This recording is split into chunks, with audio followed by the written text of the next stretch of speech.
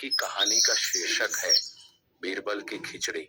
तो चलिए कहानी शुरू करते हैं। एक बार एक ठंडी सर्दी के दिन सम्राट अकबर और उनके भरोसेमंद सलाहकार बीरबल ने जमी हुई झील के किनारे इत्मीनान से टहलने का फैसला किया।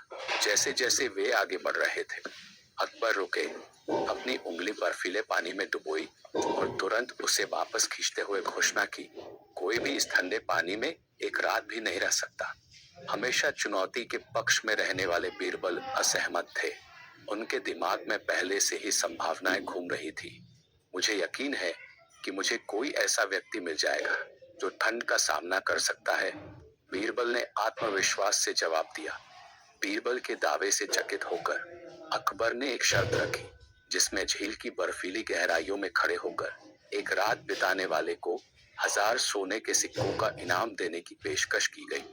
बीरबल ने उत्सुकता से चुनौती स्वीकार कर ली और अपनी बात साबित करने का दृढ़ निश्चय कर लिया।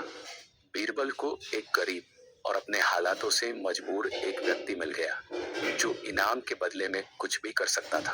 तो शाही सैनिकों द्वारा संरक्षित गरीब आदमी ने लंबी अंधेरी रात में ठंडे पानी का बहादुरी से सामना किया।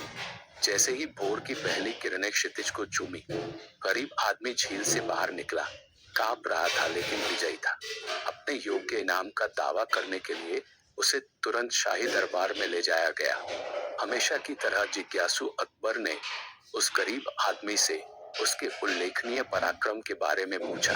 कृतज्ञतापूर्ण मुस्कान के साथ आदमी ने समझाया, महाराज, मैंने दूर स्थित दीपक की टिमटिमाती लौ पर ध्यान केंद्रित करके खुद को गर्म रखा।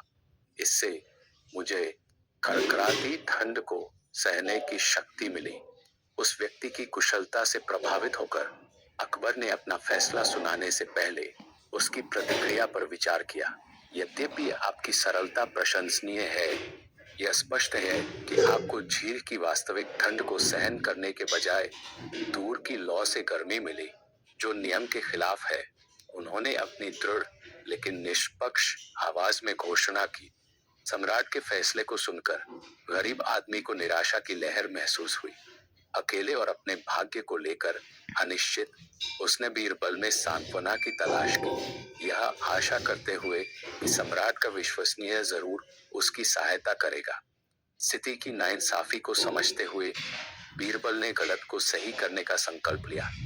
एक बात को साबित करने के लिए दृढ़ संकल्पित होकर उसने धारणा और सरलता की शक्ति का प्रदर्शन करने के लिए एक चतुर योजना तैयार की। अगले दिन जब अकबर दरबार में बीरबल की अनुपस्थिति के बारे में जानने के लिए उसके निवास पर गए, तो उन्होंने अपने सलाहकार बीरबल को जलती हुई आग के पास बैठे पाया, जिसके ऊपर एक बर्तन लटका हुआ था, जो आग से करीब 6 फीट की ऊंचाई पे था। बीरबल की असामान्य व्यवस्था से हैरान होकर अकबर ने उसके इरादों के बारे में पूछा। बीरबल ने आंखों में चमक लाते हुए जवाब दिया, मैं खिचड़ी पका रहा हूँ महाराज। बीरबल के जवाब से आश्चर्यचकित होकर अकबर ने धीरे से हंसते हुए कहा, निश्चित रूप से इस तरह से खिचड़ी पकाना असंभव है। लेकिन बीरबल कायम रहे। उनका आत्मविश्वास अटूट था। यदि एक गरीब आदमी केवल दूर दिए गए दीपक को देखकर गर्म रह सकता है, तो मैं निश्चित रूप से उसी सिद्धांत का उपयोग करके इस खिचड़ी को पका सकता हूँ, बीरबल ने समझाया। उसकी आवाज दृढ़ विश्वास से भरी हुई थी।